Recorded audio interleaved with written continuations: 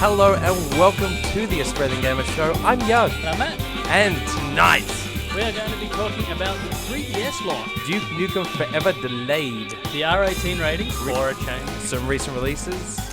And Japan and gaming donation. How you doing, Matt? I'm very well, actually. I've been better. You've been better? I've been better. Okay. Why? Well, that implies you're bad at the moment, yeah. No, well, as you know, and I think the most significant event in recent gaming history has been the fact that I got my wisdom teeth out. My God, it was all over the news, It was all over the news. Widely reported. Yeah, so I had someone cut open my mouth and pull things out of it, which is less fun than you'd think.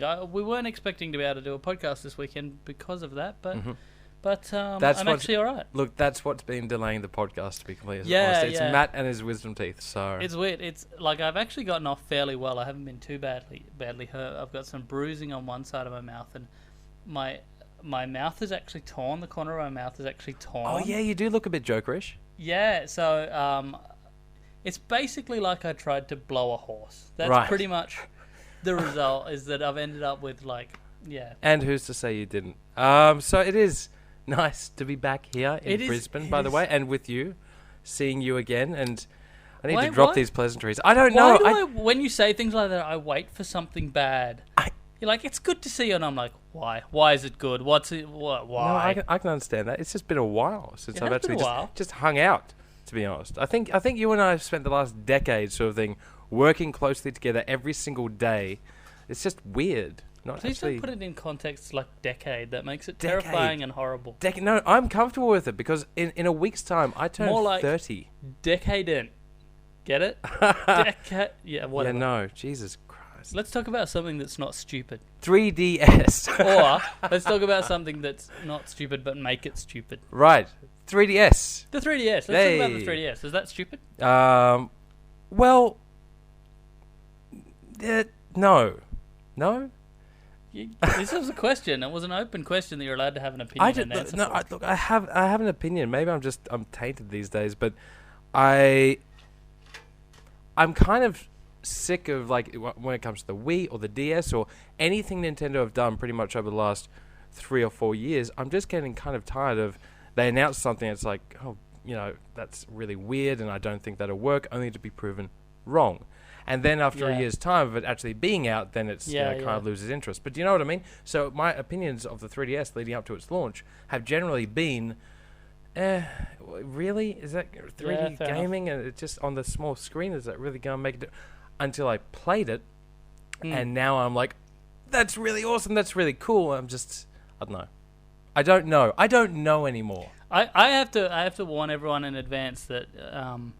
Yug and I are actually drinking bourbon and Coke at the moment, and quite fine bit of Maker's Mark with Coke. Lovely drop. Thank you for preparing that for tonight. By the way, you're welcome. Yes. It's a lovely drop. Now I also have to warn that I've been basically washing down painkillers with bourbon. That is bourbon.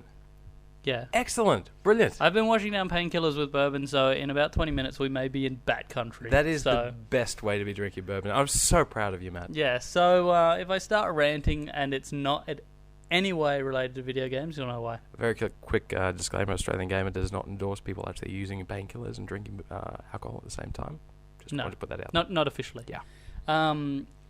I really like the 3DS as a platform and as a console. Yes. I actually think it works extremely well. I think the 3D effect is incredibly well realized for not having any encumbrances of glasses and that kind of stuff. For anyone out there that still isn't sure about what the 3DS is, it's basically the same as the DS, except the top screen actually has the 3D effect. Almost, people have been saying it's like a magic eye effect. I think that's a little bit misleading because I don't think so. It doesn't feel that way at all. It's purely it is like the 3D you see on 3D TVs when you use the glasses, except without the glasses. It is exactly like that. It's significantly smaller, of course. Yes, of course. The resolution is slightly higher, and it now has a joysticky thing where there's supposed to be the direction pad. Not unlike the one on the PSP. Yeah, exactly. Thing. And that was probably the biggest frustration I actually had with it. I just didn't quite get used to it in the short amount of time I actually had to play it. It didn't quite gel with me. And the other huge thing is, and it is actually a significant thing for the 3DS, is the camera on the opposite side of the system. Which is a 3D camera as well, which is entertaining. It's a 3D camera? What's that mean? Takes photos in 3D. What is the mystery here? Takes photos in 3D. Okay, sorry. The other thing that I think needs to be mentioned in regards to the 3DS is the games. Yes, of course. Because you've got two sides to any sort of platform launch. Mm-hmm. You've got the hardware and the software. Now, yes. As often happens, the hardware is very interesting with a lot of potential. And tech demos and things like that actually show off what's capable of. The games are fucking shit. Whoa. Yourself. The games for the 3DS are shit. Ocarina of Time is an awesome game. That are going to actually be out at launch Kid are Icarus. fucking shit. Street Fighter 4. I've got that on my fucking iPhone, dude. I'm not in any hurry. Okay, have you played it on the 3DS? Yes. And what, you didn't like it? You didn't think it was good? Or are you just like, I've played one Street, or I've played Street Fighter, Yes, exactly. I've played one Street Fighter 4, I've played them all. I do not need it again. Kid Icarus, you weren't impressed at all? It's not out. It's not out? It's not coming at launch. What games are actually at launch? Oh, God, I didn't think to get an actual comprehensive list. I thought Kid Icarus... I played Kid Icarus. How can that not be at launch? I'm sure that's not coming at launch. Okay. Well, I mean, look, the ones I played the Kid Icarus, Street Fighter. They were great. I thought. See, I didn't play Kid Icarus, and maybe I'm wrong about that because a few people have commented on Kid Icarus being potential, but the ones that jump out to me are like there's a Dinosaurs 3D and there's Rayman 3D and Rabbids Back in Time 3D. That actually could be entertaining. That's one of the few that I'll concede could actually be quite fun, but. They're just the list of 3DS games that are coming at launch, like Asphalt 3D. And on the flip side, man, I mean, almost every single platform launch that I can think of, there's usually a bunch of decent to really average games with one standout breakout first-party title sort of thing. Whether it be the Xbox and Halo, or Nintendo Wii and Twilight Princess, or things like that. There's usually only ever one real standout title. Do you know what I mean? I do. At an actual launch. I do know what you mean. I'm not seeing that one stand out. I know exactly what you mean, but I don't see that stand out in this launch. I don't see a Mario. I don't see Was there Zelda. a standout in the launch of the Nintendo DS? Well, as someone who hadn't actually played Mario 64, I was very impressed with Mario 64. Have you played Ocarina of Time? No. Then you might be very impressed with Ocarina of Time. If it was a fucking launch title, it's not a launch title. It's not. Sorry. Okay, getting back to that one. Okay, I missed that one. But you will be impressed. I'm sure I will eventually. You will love it. I'm sure when it comes out, I will eventually be impressed. This makes the 3DS an investment. I think there are going to be games that come out that will make it exceptionally good, like Will Wright. What's his name? Will Wright. Yeah. Does The Sims and Populous and all those kind of No. No. Okay. Warren Spector. No. Oh my Starts God. Starts Stop with W. just saying things and say the right thing. What do you want me to say? Will Wright. Objection. Phoenix Wright. Phoenix Wright. Thank Jesus you. Christ. Okay. Phoenix Wright game, Professor Layton game. These are coming quite soon. Yes. They're in Japan, but they're not translated yet. Sure, And obviously, okay. they're quite intensive games to translate. Mm-hmm. But I don't know. I worry that and I've always found this with Nintendo that what's promised and what actually comes are often quite different. Well, it's usually about how timely the actual things arrive as well. I mean, and especially here in Australia, where they tend to get even more delayed. So, but look, to be completely honest with you, I played Kid Icarus. I thought it looked like fun. I played Street Fighter. I thought it was really cool, especially the behind the actual character view, which was very different. But the one thing that made me actually look at the 3DS and go, wow, this is exceptional. It's not just a DS with a 3 on it. It's actually something significantly more, is the augmented reality.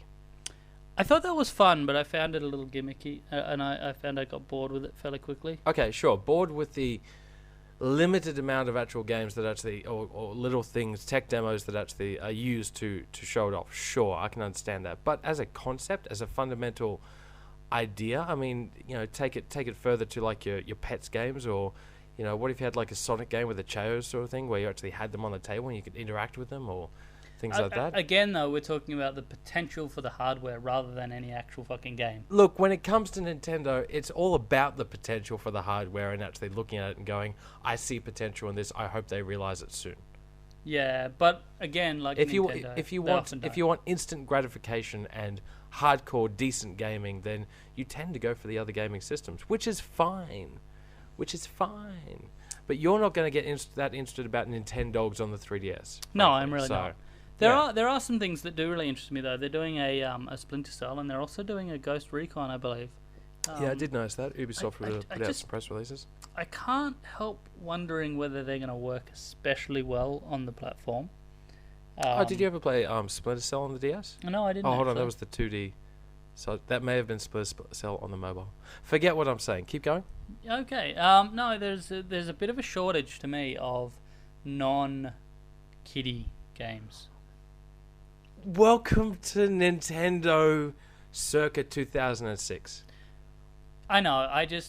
Am I the only one who wants Nintendo to kind of grow the fuck up just a little bit? No, I don't, because things like Super Mario Galaxy 1 and 2, all the Zelda games, Metroid, admittedly. Yeah, see? Metroid Other M. That's Nintendo actually growing the fuck up and trying to take their franchise in a new and different direction that reflects the current generational market. And see what happens? See?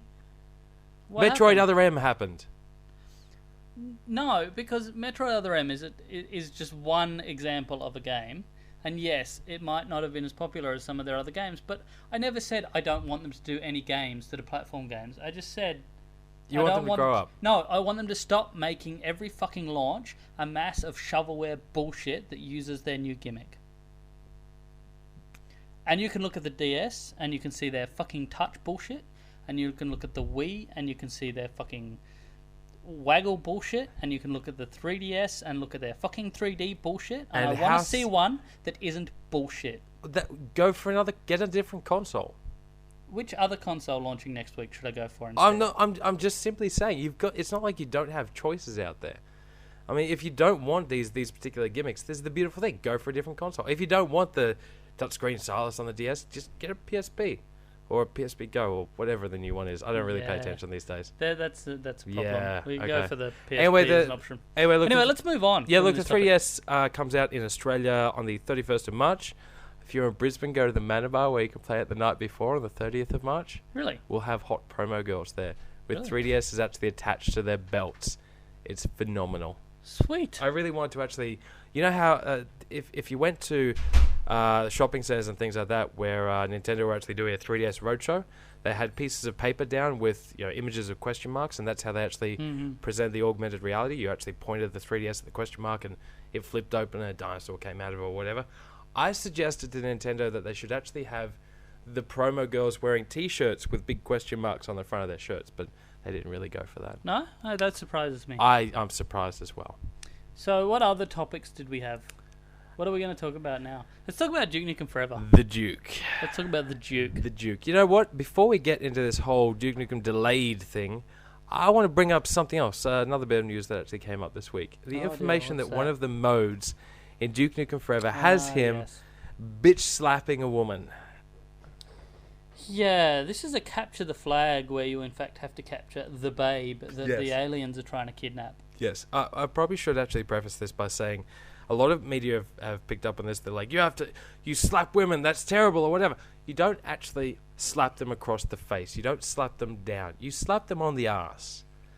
That's a big difference. You're not beating up a woman. You're being chauvinistic. You're being sexist and 70s porn star sort of thing. I will admit that it does make a difference that you pat her on the bum rather than slapping her across the face, because there's levels even for Duke. But yes. I don't know. I'm going to make myself unpopular here, even more than usual, by being Captain Boring and Captain Has No Fun and Captain Everyone Hates, and say, I am not in any way interested in Duke Nukem Forever. And you know what? You know why? Why? It has nothing to do with its chauvinism, with its juvenile, fucking idiotic toilet humour. I'm okay with that. My problem with it from playing it is that the game isn't very good.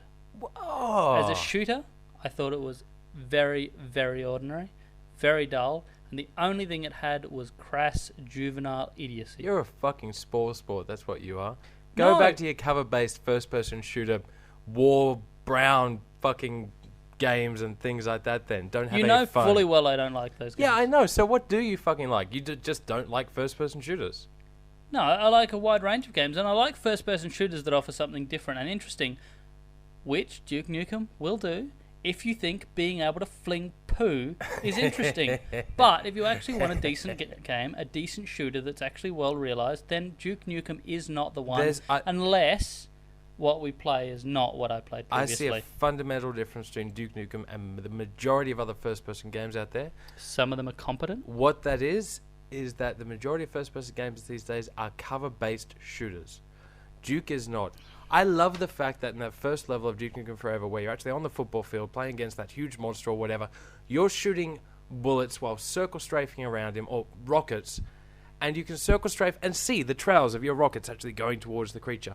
I haven't played a game like that for a while. A ridiculous, unrealistic shooter. That's what I'm looking forward to with Duke. A game that is fun. It's got nothing to do with whether it's unrealistic or whether it's fun. It's got to do with whether it's actually a well-crafted game with a good control scheme, and when I played it, it did not. Really? Yeah. No, I've just been making this up the whole fucking time. I don't know. It's you. I just didn't like it. I did not like the way it controlled. I thought it was very, very loose, very, very just Your shit. mum's really loose. Thank you for there that. There we go. See, that's my kind of humour. Yeah. That's why I'll enjoy Duke Nukem Forever. I'm sure you will. Yeah, okay. So anyway, the game has been delayed. Gearbox Software and Randy Pitchford actually put out a video this week where they apologised for the delay of the game. It's now coming out on June the 10th. I thought it was actually quite a classy way to actually announce the delay, with the developer actually announcing it as opposed to the publisher just sending out a text-based press release saying it's been delayed until this time. They realise that this game is one of those ones that could be mocked so much for being delayed, so they kind of get in there quick and they mock themselves, which I think is great. They do have to do that. The whole game has become a bit of a joke in terms of its releases and its delays and so on. Exactly. So it's not at all surprising that they would take this tack, and I don't resent that. I don't think I think at this point everyone's like, I just don't know. I don't get how anyone could be really seriously pissed off that it's been delayed pretty much just a month. So yeah, it's a month by comparison to, what are they at, 12 years now or something? Yeah, 13. 13? Wow. Yeah, lucky number 13. I know. So yeah, but it is coming, and it will be here relatively soon, and I will be interested to see if it's any better. Well, that is the new tagline, which is Duke never comes early. Really? Yes. Wow. Okay. Takes him 13 years apparently. Ooh. Yeah. Yeah. Okay. I thought I'd just let it die there. Yeah, thanks. Yeah. That's great. Let me flounder. Thank you. R18. Let's talk about that. And Mortal Kombat, more specifically. This refused classification, as everyone should presumably know. Yeah. Refused classification because, quite frankly, it deserved to be refused classification. And refused classification on appeal as well. Yes, that's important, considering that the other games like Fallout 3 that was refused classification, where they changed something ever so slightly, and then they appealed it and it actually got through. So this one they didn't. I don't think they even changed anything. No, they didn't. They simply reappealed. Yeah. Alien vs Predator, they didn't change anything either. Well, and they appealed it and it got through. So they were hoping something similar would happen. But yeah, it really fucking sucks. Everything I've heard about Mortal Kombat praises it to high heavens. And I was really keen to play it, so I'm kind of pissed off. Well, we may still... The situation with Mortal Kombat is the same as it's been with many games in the past, which is that, of course, we don't have an R18 rating, so the classification board simply assesses things as they should. Yeah, now basically. I thought I was up to date on this whole Attorney General stuff, whereas the Standing Committee of Attorney Generals meets in July. Attorneys General. Yes.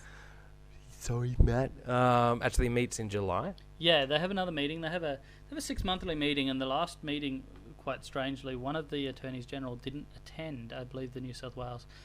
It seems weird that a group would have a 6-monthly meeting and someone can fucking miss it. Would he have a haircut? What? Like, is this not your fucking job to be at that meeting? Really important appointment, because the Foxtel guy was supposed to turn up that day. They say they're going to be there in the morning, and then they're not there until mid-afternoon. And by that time, you've got like air appointment later, and exactly. It's just shit. That's what he had. His secretary called up and said, "Look, he would be there, but." Yeah, you got to know about it. And you know what? Everyone understands. Yeah. Everyone does understand that. You say, I can't go anywhere. Foxtel's going to turn up. Foxtel guy. Yeah. And everyone's like, ooh, Foxtel. Yeah, I know. But okay, here's the confusing thing for me, because, I mean, some of the developments have been... Stephen Conroy has actually turned around and been very bullish in his approach to actually say, if these attorney generals don't make a decision, then the government's actually going to get involved and potentially steamroll this. I'll have to head you off there. Yes. Purely on the basis that you're completely wrong. Right. You're talking about Brendan O'Connor. Sorry, Brendan O'Connor, not Stephen Connor. Stephen Connor is the bad one, right? Yeah, he's the one we don't like. Sure, why not? Okay. Isn't it because they're MBN or something like that? God, I love your grasp of politics. It's both profound and subtle at the same time. You get both the big picture and the details. Yeah, that's what I love about it. I pay attention, man. I see all this stuff that goes up on the pages on the Connor internet. Is largely hated because of pushing the internet filter. Oh. He's the one. You knew Fucker. there was a thing. I knew there was something to do with him. No, Brendan O'Connor is the Minister for Home Affairs, and he's quite recently been very pro an R18 rating and very pro pushing. And very public about it, too. And very public about it, which I approve of. And you're right, he has said that if we don't get an agreement, we're going to need to...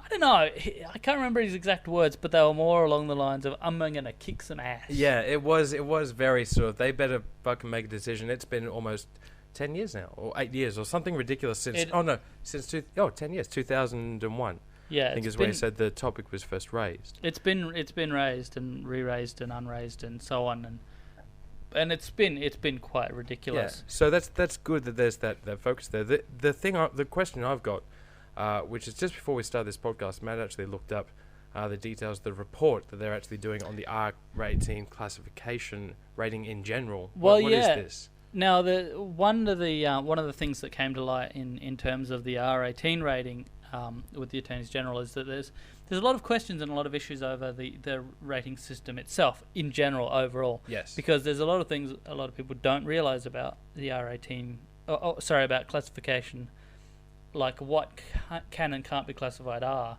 is often quite strange. I don't know if you've seen the movie Pirates, porn movie Pirates. Yeah, I haven't seen it. I do remember. You have a friend who has seen you. It.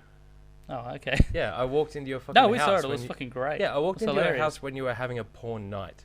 Oh, that's right. That was so good. And it was you and Talia and maybe Yahtzee and a bunch of other people. Yeah, and it was I just felt really awkward.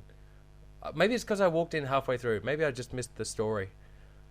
Well, it does have quite a good story. Quite a good story, really. No, it is actually as far as pornos go, it's quite good. Also, right. I'd like to point out that we were also watching Edward Penis Hands, which is one of the funniest things I've ever seen in my freaking life. But anyway, the point is that movie is one of the most popular porn movies ever made. And one expensive. of the most successful and one of the most expensive. Yes. You actually can't buy it in Australia or you can't buy it whole in Australia because there is both violence and sex, and you're not allowed to do that in Australia, so that they are in fact sold in two separate DVDs, one with the violence and one with the sex. Now that is fucking idiotic. Ow. And the thought that in some way represents Australia's views on sexuality is just absurd. Sorry, back up. Yep. 2 different DVDs of the same movie. Yeah. One with just the sex scenes, one with just the violence. Yeah, I'm not quite sure where the bits that don't have either go, or maybe there's 3. One for the bits that are neither sex nor violence. I'm just curious. Does that mean you can't squish the DVDs together and watch the same movie or something? Or it's basically sold as a 2-disc set. One with the sexy bits and one with the violent bits. Oh my god! I know it's fucking absurd, and the notion that people who are buying porn are going to be offended by this because and it's not sexual violence. That's what the law is supposed to stop, sexual violence. It's actually people sword-fighting skeletons. The notion that this is somehow offensive to community standards of decency is just stupid. I can just see the people actually watching, this pirates porn movie. It gets to the bit where they're sword-fighting skeletons, and they go, "Oh, well, this is just too violent now. I'm just turning this off." Yeah, I know. I can do. I thought this was a porno. Yeah, I'm. God damn it! I'm here for the twat. Yeah. I refuse to sully myself with this swordsmanship. This is brilliant. We've managed to get onto pirate porn. Where did we actually come from here? Well, the point is that the whole system does need a good solid looking over, because there's a lot of things that are not allowable within the R rating. And the government rating anyway. have started to do that. And there was yesterday as of speaking, I'm not quite sure when we'll get this podcast up, but yesterday as of speaking... Thursday the 24th. Yeah, so Thursday, the they began this assessment, which should be completed before January. Yeah, now that right there, that means that this assessment of the R18 classification in general, which doesn't get completed until January 2012, does that assessment hold up the decision of the Attorneys Generals? My thoughts are it doesn't have to, because O'Connor's already said that he wants to see essentially some sort of something from the Attorneys General in July when they meet. But I can see at least somebody within the Attorneys General saying, hey, let's not rush to any judgment. Yeah. Let's wait and see what that meeting, what comes of that report. Exactly. So it seems strange to me that there's such a significant amount of delay on what should, to me, be essentially an open and shut case. But, we have our view, of course, as gamers and as adults who want to make our own fucking grown-up decisions. Yeah, I guess at this particular point in time, two things are definite. One, nothing will happen before July. No, that's a given. That's and two, Mortal Kombat will not get released in Australia.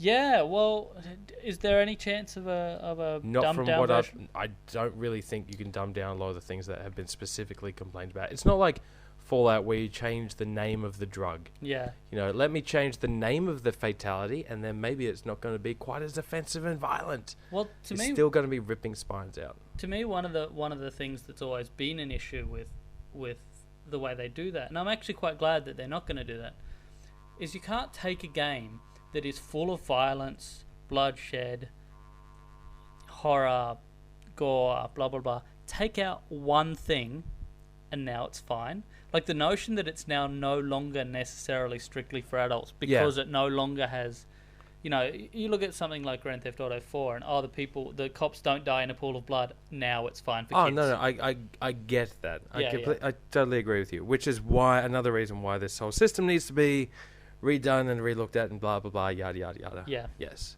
But we're kind of talking around in circles. But we thought people needed a bit of an update on where things are at the moment. It is kind of always nice or not nice, but it's a high-profile game has actually come along to actually bring the R18 issue to light. The difference this time, as I see it, is there's some significant people in the political field that are seriously getting behind it. Not just I think we should have an R18, but specifically targeting the Attorney Generals and saying, what the fuck, guys? Come on. There's also been a few of the Attorneys General come forward as well, which is good. Tasmania. Yes. Tasmania Attorney General. I can't remember his name, but apparently he's quite a big gamer as well. Yeah. His PR or press department, actually, I was emailing back and forth a bit, and the guy was like, oh, probably just impose as well. I'll let you know that he's actually quite a big gamer. He plays quite a bit of games. So it's like, cool, great, awesome. I think that's inevitably going to happen as people file out of positions and into positions. Younger people will take the place of older people. Of course. It's just always nice to actually hear it. Do you know what I mean? Yeah. So, yeah, that's good. Well, we'll see what happens. What else we got on the list? Recent releases and upcoming releases in the next few days. Recent releases. All right. Well, look, we've written a couple of the ones down that have come out over the last couple of weeks. Crisis 2 came out today. Yep, Crisis 2 came out today or yesterday. Have you played any of it yet? Or? No, I haven't actually. We've got it here on the... 360. What is that on? 360? Oh dear God, that's 360. terrifying. Crisis 2 came out, Homefront came out, and Yakuza 4 has come out as well. Yakuza 4 came out yesterday. Homefront that I still haven't played yet. I'm really looking forward to it, even though... Seems everyone out there has been panning it. It's been pretty thoroughly criticised, but I'm interested. I was looking forward to it. The one I did actually play that came out a couple of weeks ago, which I've been enjoying, is The Blob 2. I'm not just saying that because I'm completely biased now because it's made by Blue Tongue Studios. It's based in Melbourne, Australia, which is where I now live.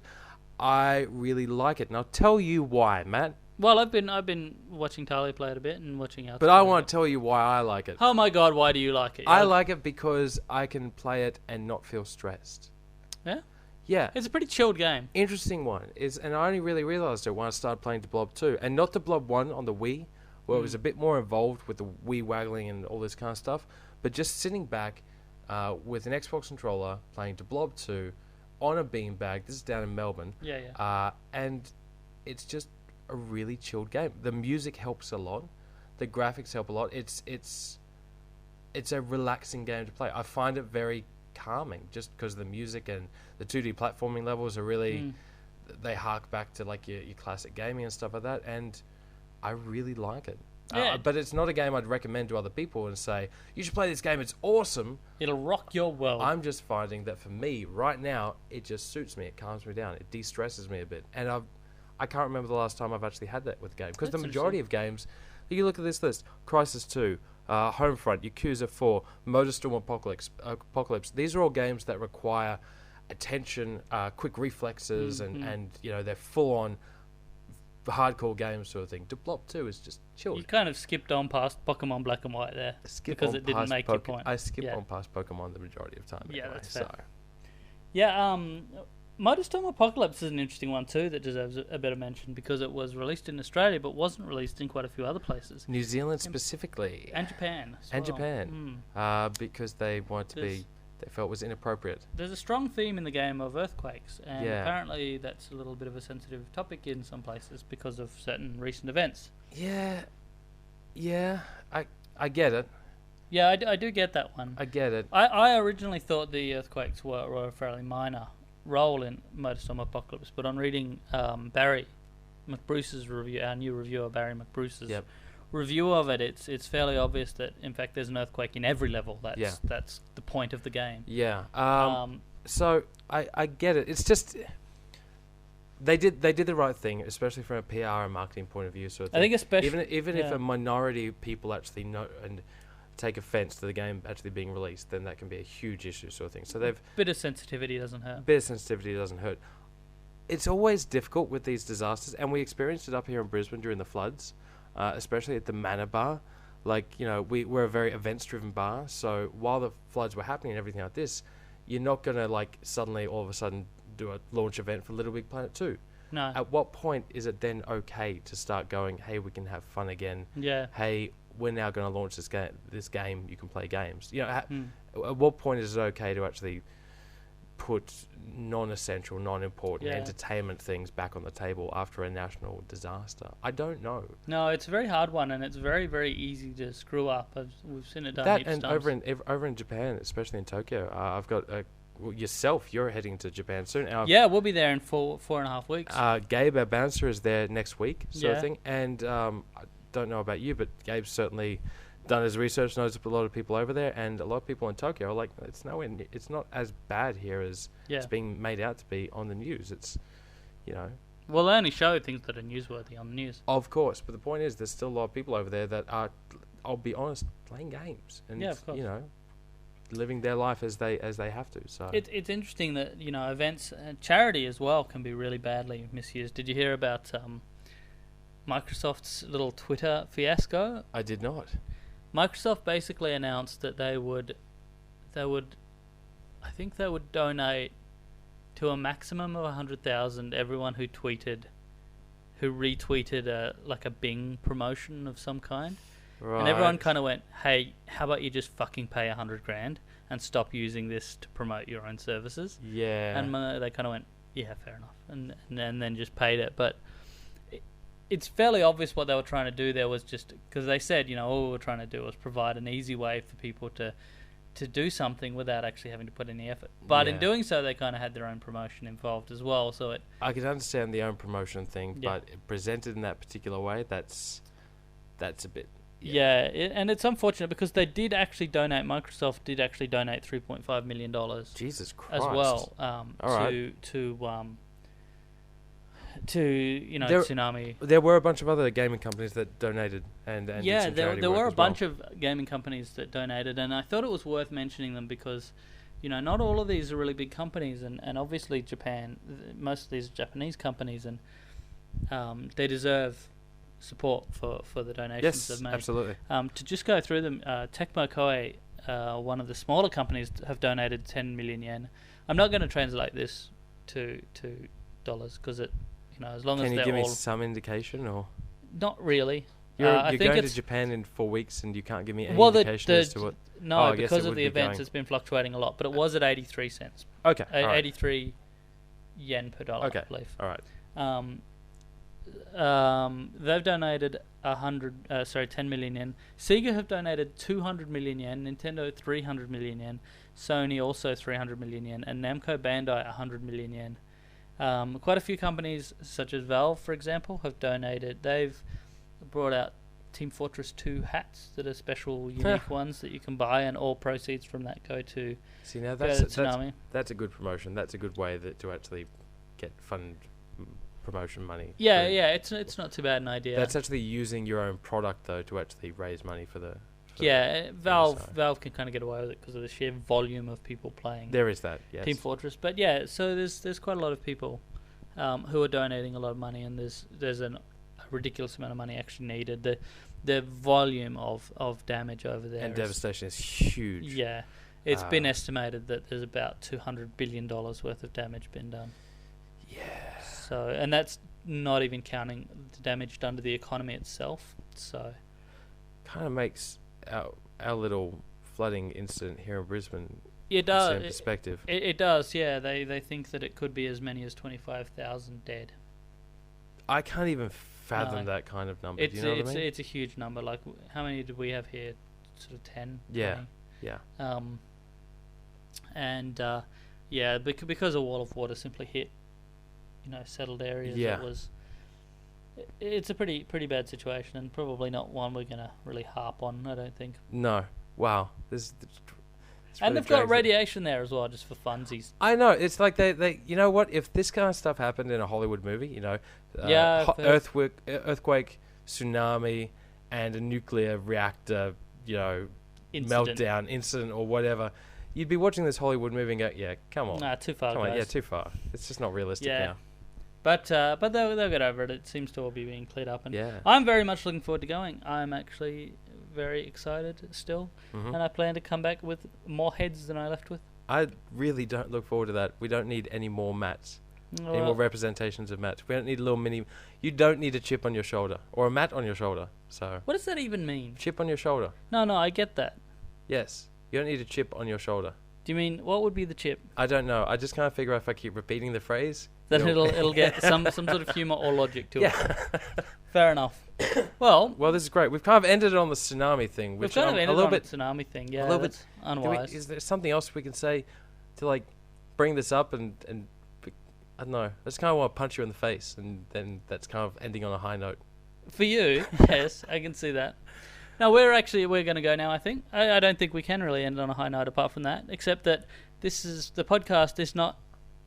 Fuck off! Yahtzee's been kind of hiding behind Yug, and he obviously wanted to contribute for quite a substantial amount of the podcast because he's been putting on stupid masks, and then he just flicked Yug in the air. So... To end on a high note. Oh, so we get you involved, is that it? Yeah. Oh, for fuck's sake. I'm just trying to liven things up, man. But anyway, look, you're doing a podcast next soon with Barry McBruce, right? Yeah, Barry McBruce and I will be doing podcasts pretty regularly going forward, and hopefully Yug will get off his ass and start doing some in Melbourne as well. Well, I'm going to fuck off back to Melbourne next week, obviously for Metabar related stuff, and also I'm up here for my birthday, so I turned 30 years old. Yes, Yug's birthday is on the 1st of April. The that 1st is of not April. A joke. Yug's birthday is, in fact, April Fool's Day. It really genuinely is. My mum couldn't hold out for an extra day. And, so everyone on the forums and everyone around and everyone at the Manor Bar and everyone everywhere, just come to the Manor Bar and buy me drinks. Yeah. At my bar. Yeah. Happy birthday to Yug for next week. I turned 30, man. I remember when you were 30. It was so long ago. Was a long time ago. It really was. Yeah. Now we're on a downer again because I'm thinking about how old I am. But I have got my birthday next week and I'm very excited. It should be good fun. And then I go back to Melbourne and open the Melbourne Manor Bar, and that's exciting. Awesome. Yay. Indeed. There's actually a whole bunch of stuff happening. There's a lot of projects, side projects, and Australian Gamer stuff, and stuff going on with both of us. So we're actually keeping ourselves ridiculously busy. But Matt, it was lovely to do a podcast with you again. I wish I could say the and same. next time I'm in Brisbane, you're in Melbourne, we will continue to actually do special one-off Matt and Yug podcasts. So thank you everyone for tuning in. Thank you very much for your time. See you guys later. See you later.